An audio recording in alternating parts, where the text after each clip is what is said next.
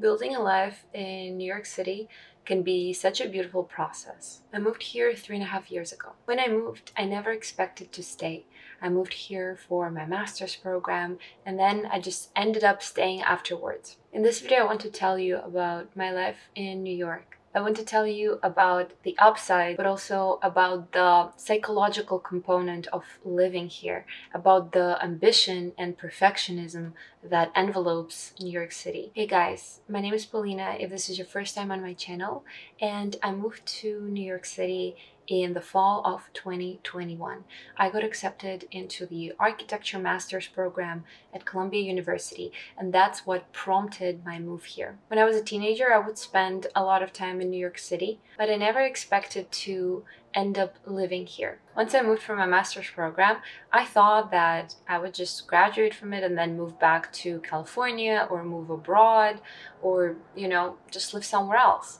But then so many things started happening that ended up tying me to New York City that I'm still here to this day. One of the big factors was meeting my current boyfriend King in my final year of Columbia. I also started recognizing that for the architecture industry, there is so much opportunity here in New York. This is such a dense built environment that there's always something to do here. During my master's, I also started being interested in software engineering and the combination of architecture and computational design and how to create architecture with the use of code. This also gave me an idea that New York City might be an amazing place to develop the software engineering skill set and to combine architecture and technology in a way that I'm envisioning. So yes, when I was graduating from Columbia, I just ended up extending my lease for another year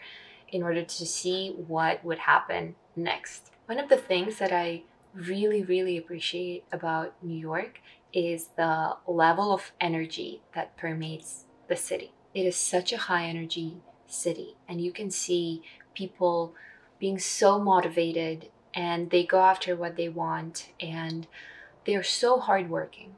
I feel like New York City truly attracts some of the most talented people in this country and in the whole world. It's a city of early risers. You can definitely find those people that love to party and to sleep in. But then literally, even the 6 a.m. gym classes are sold out because people are ready to rise early and go and work on themselves and develop themselves. So it's definitely super inspirational to live here and to be absorbing this kind of energy. And you also start believing that anything and everything might be possible for you. This last fall, I attended a software engineering boot camp here in New York as well. And this was another step in my career, and I just feel like I'm finally bringing my vision to life step by step. So all in all, I'm just extremely grateful to be living in this city, to be walking around this city, to feel so connected to it, and to feel like, I don't know, I feel like I belong here at this point. It definitely starts to feel like home. So what does my life here look like today? Since I currently work on different architecture and software engineering projects, I mainly work from home or I go to different places to work, like Equinox or General Assembly, which is my software engineering school that I attended in the fall. I also frequently visit the architecture sites of the projects that I'm a part of, but I do love the flexibility that this kind of schedule allows me to have. And I love that it's so easy to move around the city, that I incorporate walking into my daily life. And I don't know, I love being here. I love walking around. I love experiencing the different neighborhoods. One of the biggest parts of my daily routine is my workouts. I love running and I love doing yoga. Those are my main two activities, and I usually do one or the other every single day. Sometimes I also supplement with Pilates. We go to Solid Core with my boyfriend King here and there, and it's super intense. After a Solid Core workout, I end up feeling sore for like good 3-4 days. So yes, that reformer machine is like a torture device, but I think it's very good for us. So I end up doing it here and there. I also just love going to different coffee shops. I love meeting my friends around the city. There's always something to do, something to see, a new restaurant, a new show, a new neighborhood to explore. Or, I mean, the neighborhood is not new, but it might be new to me. There's also a lot of networking events for every single industry that you can imagine. And also this winter, we've been renting cars here and there and just going upstate or going to Vermont. So that's been a very nice component of this winter as well, you know, to be able to escape the city and just enjoy like more rural areas. I feel like everything I'm describing is quite ordinary and mundane, but I feel like there's so much beauty in everyday life, and that's what ultimately life is composed of, those little moments in every single day.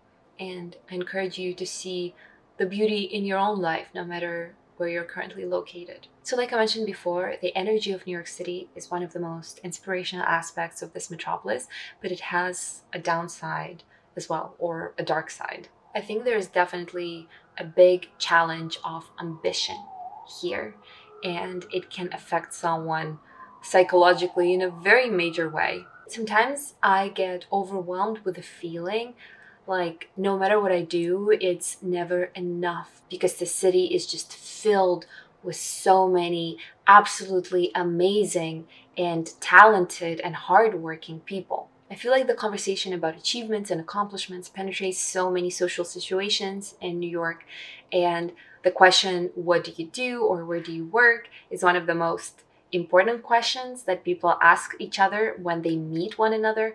And I don't know, I think sometimes it can be stressful.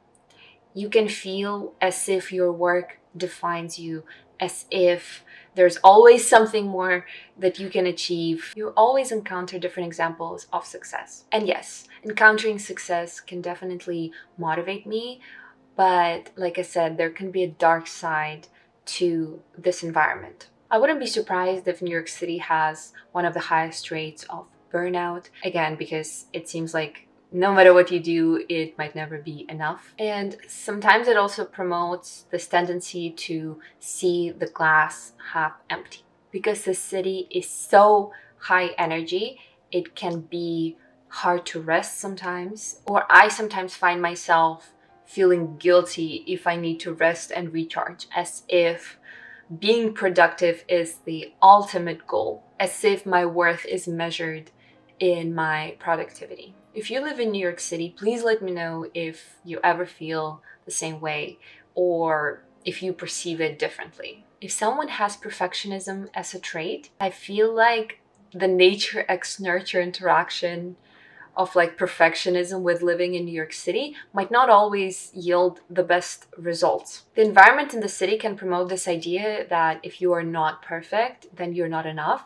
But in order to be perfect, you just have to, I don't know, be like a hamster in the wheel and just keep going at all times. And you can never stop, you can never rest, you can never let go.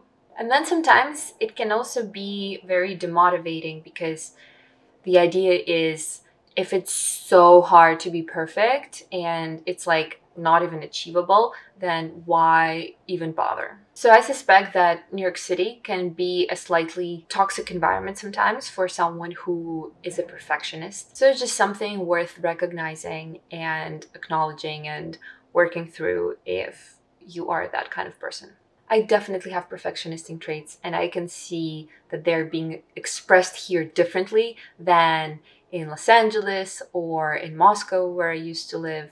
So I feel like the environment we find ourselves in definitely shapes us. But it's also worth mentioning that this can be a very good place to focus on your unconditional self love and unconditional self worth, because it's almost like you are in this place that brings out these worst traits in you, and you really have to face the situation.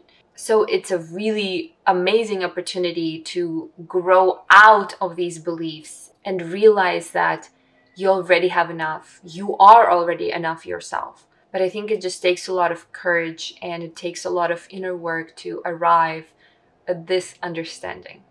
Maybe some people have it intuitively, maybe some people have it embedded in themselves from childhood. But if you don't, New York City can be a very good place to develop that unconditional self-love in the face of unending competition. So in the end, I just want to say that if you live here and if you find what I said in this video true for you in any capacity, I feel like it's so important to just look inside of you and to, like I said, recognize your self-worth, recognize all of your achievements, recognize all of your wins, and just, I don't know, celebrate yourself and celebrate all of your steps in the city. That's what I'm focusing on. I love my daily life here.